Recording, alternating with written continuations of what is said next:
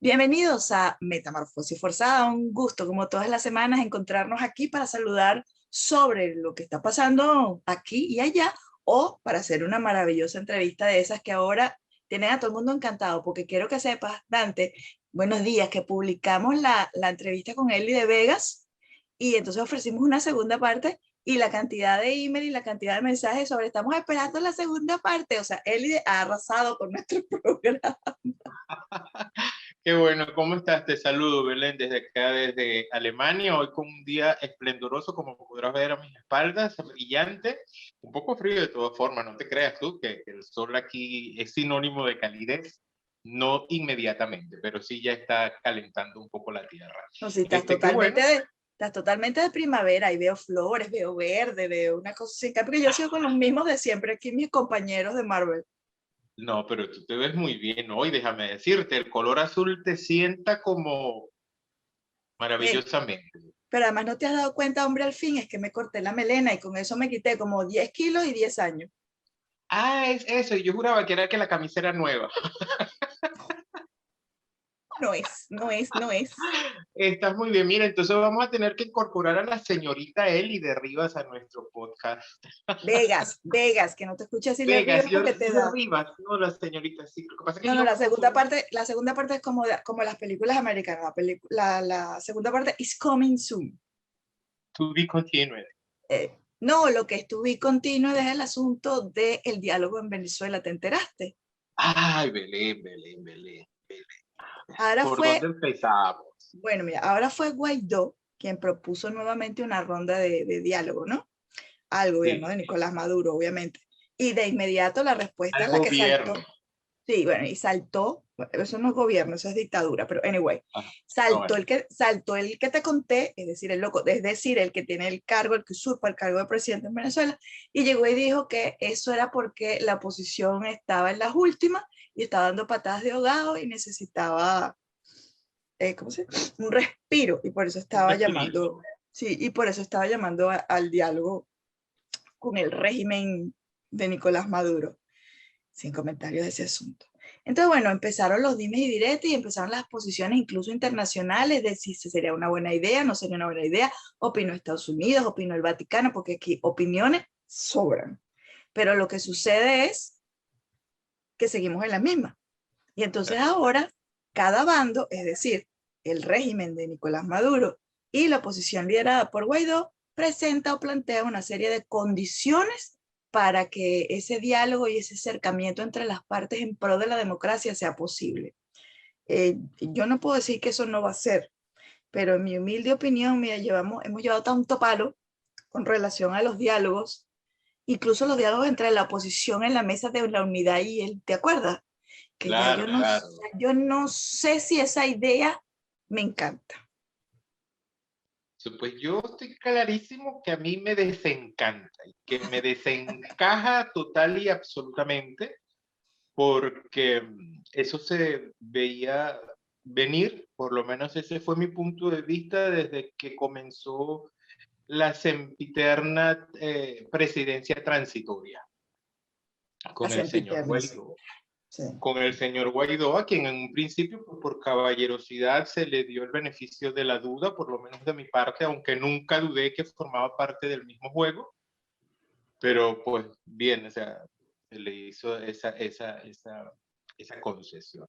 A mí lo que me Claro. asusta de esta nueva remix, de este nuevo remix del diálogo, es que, sí, es que el asunto se está convirtiendo en lo que se ha querido convertir desde el punto de vista propagandístico a nivel internacional. Porque, por ejemplo, tenemos ahora la situación en Colombia, que se perfila como el inicio de lo que fue Venezuela hace unos 20 años o hace unos 10 años, y el conflicto colombiano va a llamar toda la atención de la prensa internacional. No así el caso venezolano, que con un diálogo más remasterizado pasará a ser una situación normal de unas elecciones normales en un sistema político normal.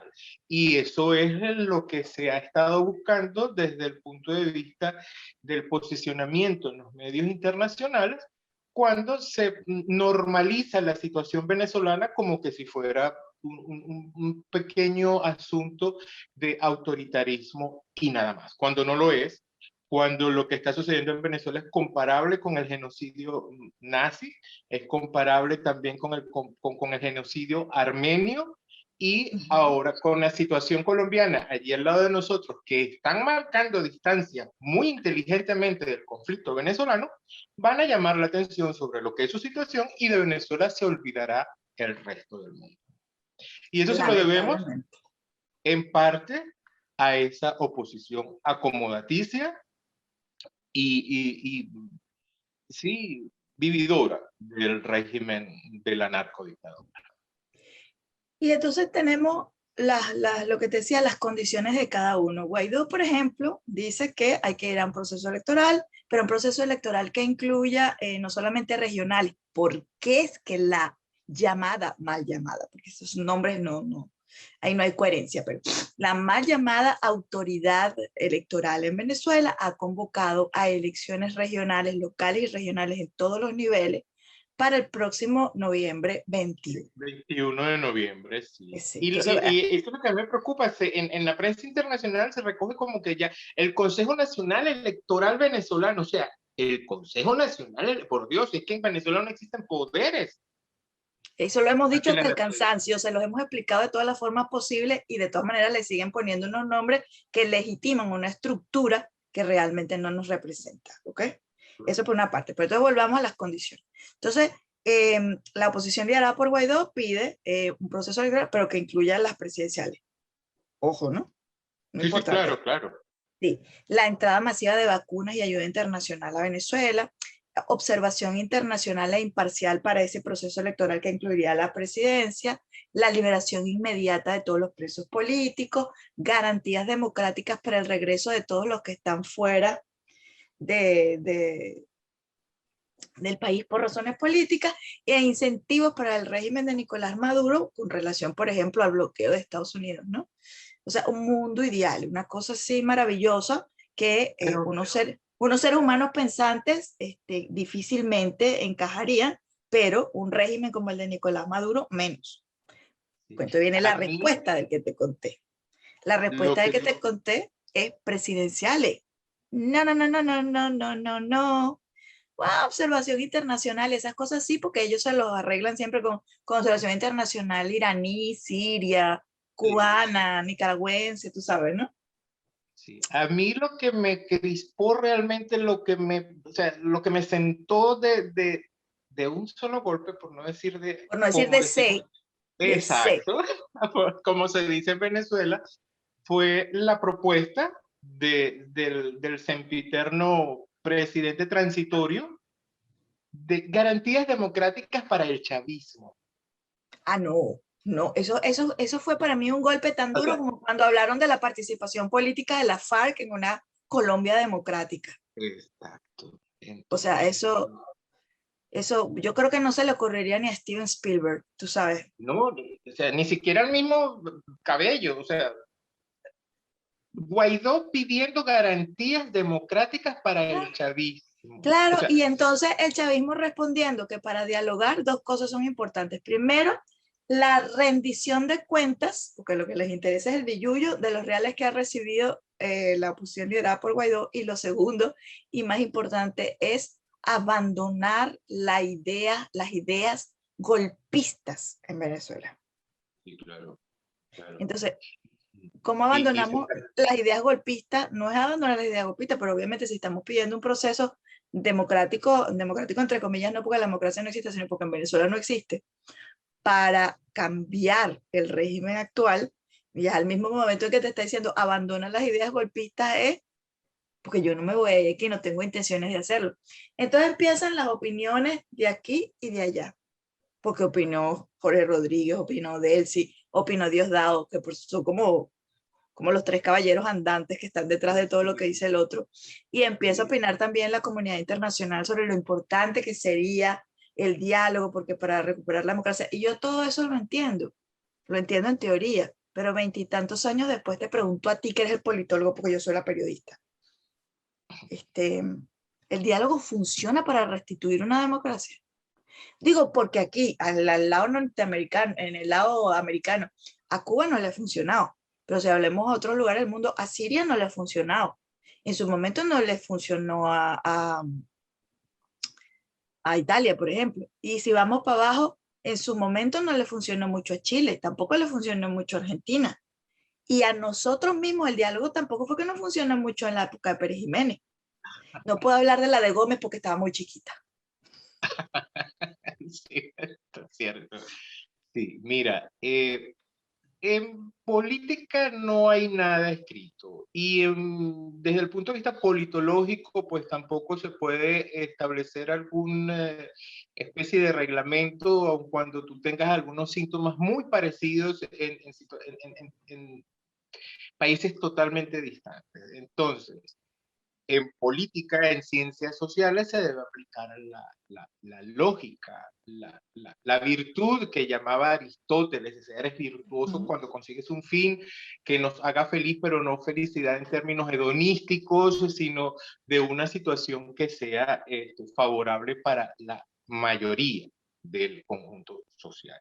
Entonces, en el caso de Venezuela, el diálogo definitivamente no funciona porque lo que existe en Venezuela es una mafia de narcotraficantes que no entienden de diálogos, sino de mantenimiento del poder por el solo hecho de mantenerse en el poder, no de una manera virtuosa, no de una manera de hacer feliz a una sociedad, no de una manera de conseguir un bien común, sino por el solo hecho de mantenerse en el poder.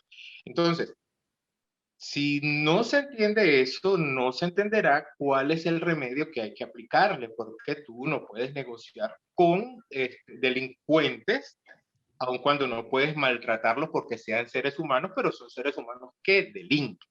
Entonces, tratándose de una mafia narcotraficante, pues hay que acercarse a ella como lo que es, como una mafia de narcotraficantes.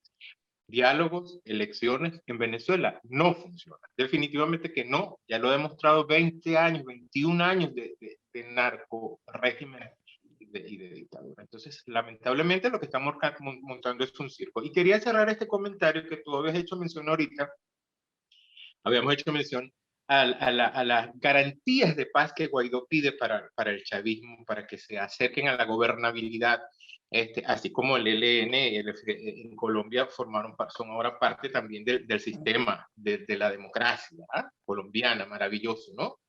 Entonces, así también Guaidó quiere que después de unas elecciones supuestamente libres y con buenas condiciones y con observadores internacionales, entonces se les permita a los pobrecitos chavistas que sigan gobernando. Entonces es una forma de negociarte. Yo te quito de encima a ti el mote de crímenes de lesa humanidad y a cambio tú no te metes con lo que yo hice con Citgo y la que está en Colombia.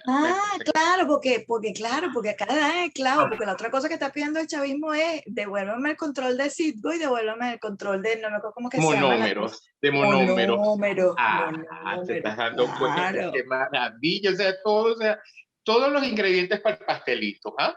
Una repartición de bienes es lo que quieren hacer ellos. Y no sé hasta cuándo, porque prácticamente lo tienen todo, ¿no?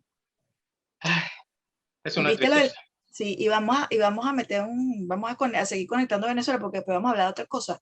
Viste lo de la expropiación del edificio del Nacional finalmente, ¿no? Que la CIP ha catalogado como un embargo político. O sea, ya no solamente hay presos políticos, también tenemos desde hace tiempo embargos políticos en Venezuela, pero siendo este del Nacional, que es como decir aquí el New York Times, el Washington Post, no sé, allá en Alemania, uno de los periódicos más importantes, pero al quitarle la sede al Nacional se cercena una vez más lo que ya prácticamente no existe desde hace años en el país, que es libertad de expresión, ¿no?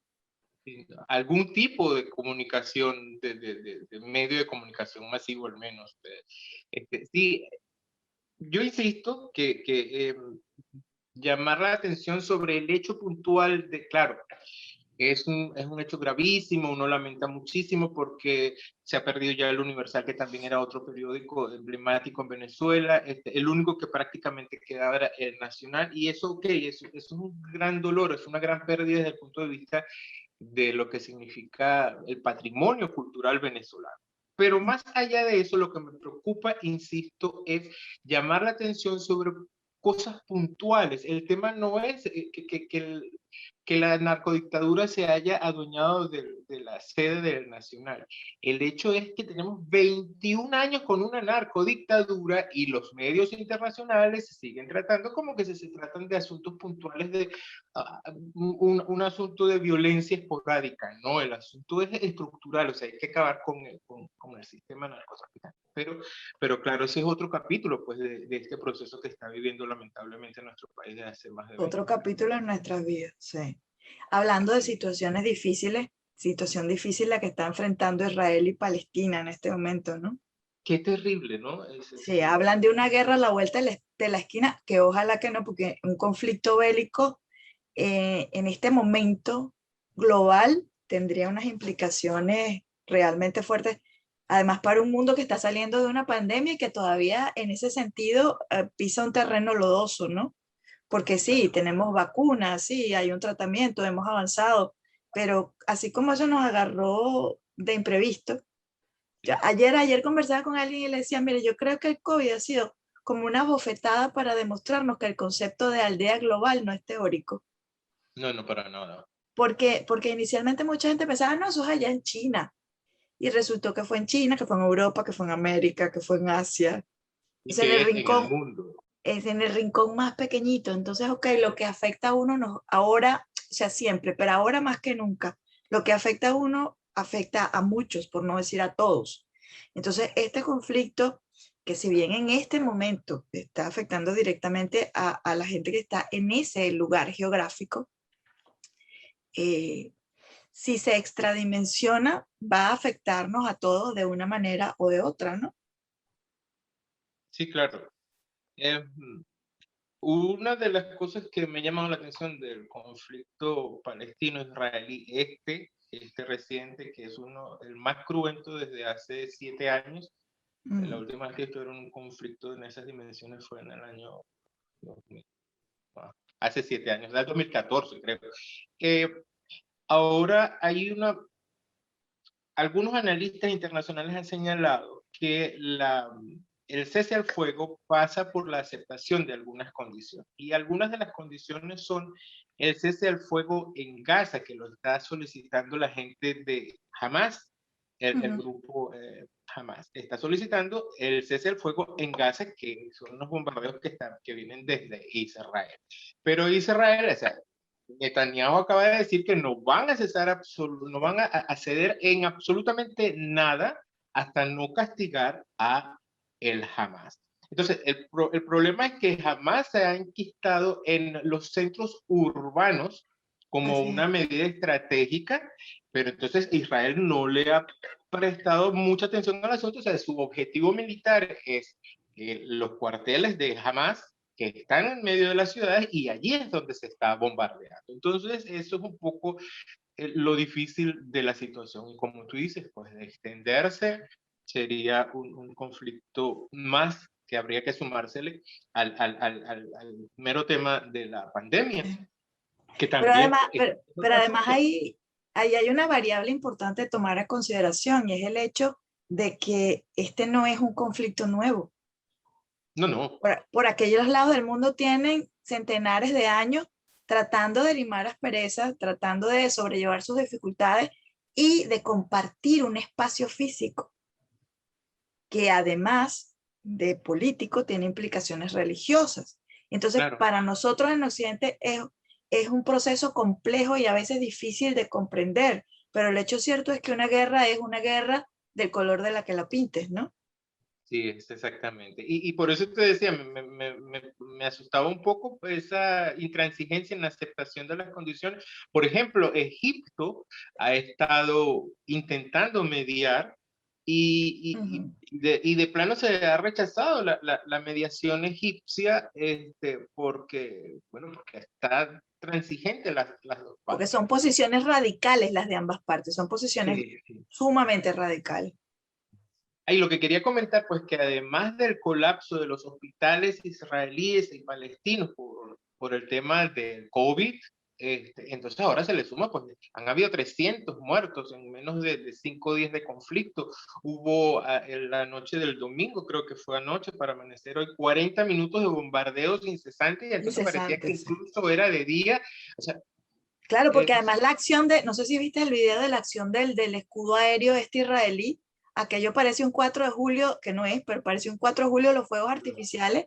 Yo veía sí, impresionada cómo estas bolitas de luz se veían por todo el cielo y decía, Dios mío, qué bonito y al mismo tiempo qué susto, porque qué bonito se ve en un video, pero no me quiero imaginar lo que se siente estando allí. Igual el video del viernes, de cuando bombardean Tel Aviv y la gente está en la playa, de cómo salía el grupo de gente cuando escuchan las sirenas corriendo, porque pienso, nosotros, por ejemplo, que no tenemos esa experiencia, ¿cómo será eso de que en cualquier momento del día te suene una alarma y tú tienes que ir corriendo a esconderte?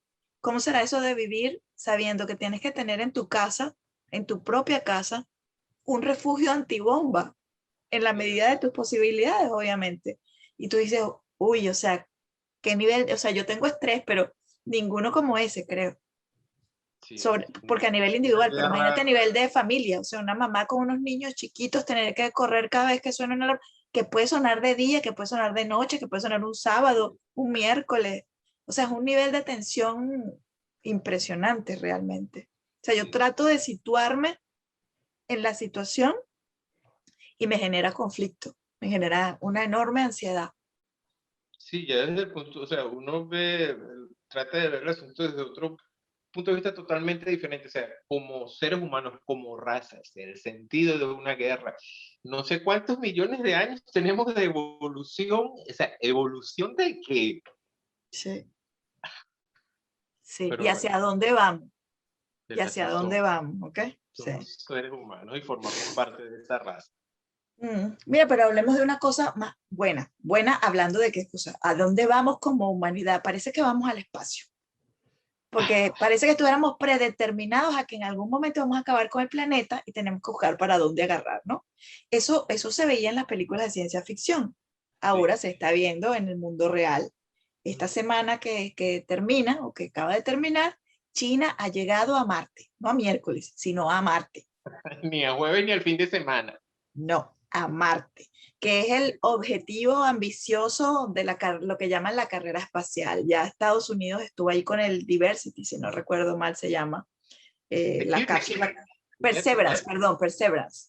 Persevera, Con el perseverancia. Perseverance ya llegó a Marte, ya tomó fotos y ya se inició una misión para buscar vida microbiana. Los rusos también ya llegaron a Marte y entonces la tercera finalista, en este caso, ha sido China, que llegó su dispositivo también que se llama Surón, que tocó la superficie de Marte esta semana. Es un robot teleguiado que también tiene como misión estructurar antecedentes sobre el piso, el ambiente, las condiciones. O sea, todos están tratando de investigar lo mismo, ¿no?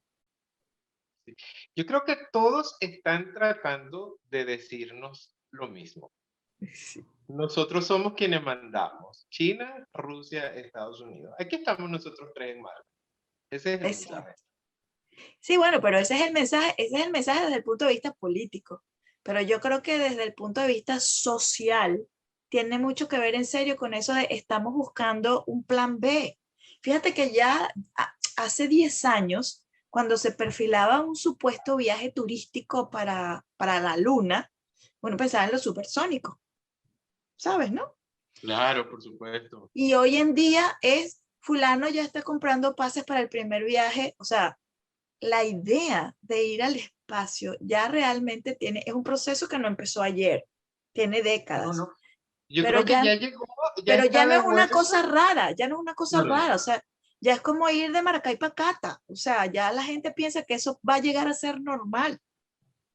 El primer turista creo que ya regresó, ¿no? El primer turista intergaláctico. O sea, Claro, entonces en cualquier momento, en menos de una década, a lo mejor la cosa termina siendo masiva y yo en vez de irte a visitar Alemania y decirte vamos a agarrar un autobús y nos vamos para Praga, que lo tienes al lado, resulta que me compro un pase para la luna y me voy a conocer los cráteres lunares. Marte no me gusta mucho, primero porque la distancia todavía es muy larga, es mucho tiempo que invertir para llegar a Marte.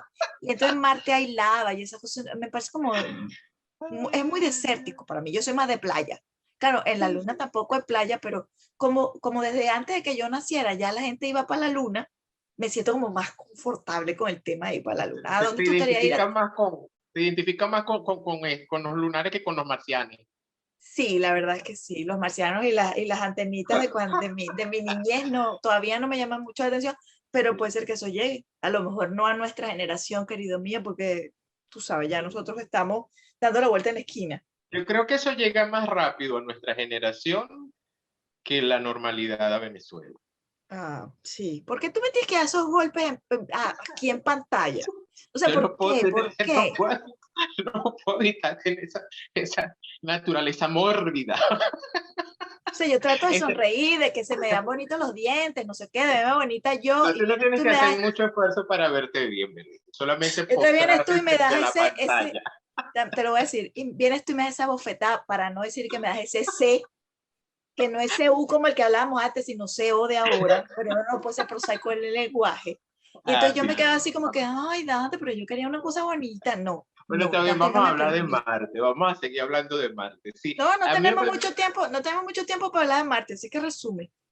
No, bueno, no, el mensaje claro, sí, que yo creo que está detrás de esa llegada última de la tercera finalista, como tú lo has mencionado, China a Marte, es eso, pues hay un correlato muy común de conspiranoico, de que el gobierno, el Estado profundo, el Deep State, pues allí lo tenemos, China, Mm, Rusia, Estados Unidos.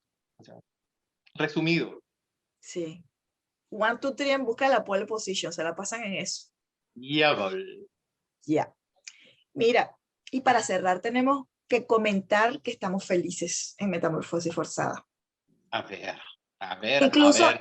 incluso tú, que no eres muy afecto a esa camada, vamos a poner a esa especie, incluso tú, por lo que él significa para nosotros y para una de nosotros en especial, estás contento por el retorno de Vigo.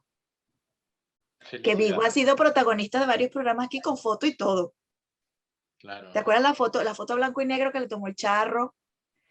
Aquella vez que presentamos a los 3 niños de esta familia, que ya son 5, por Sí, señor. cierto, porque la familia ha crecido.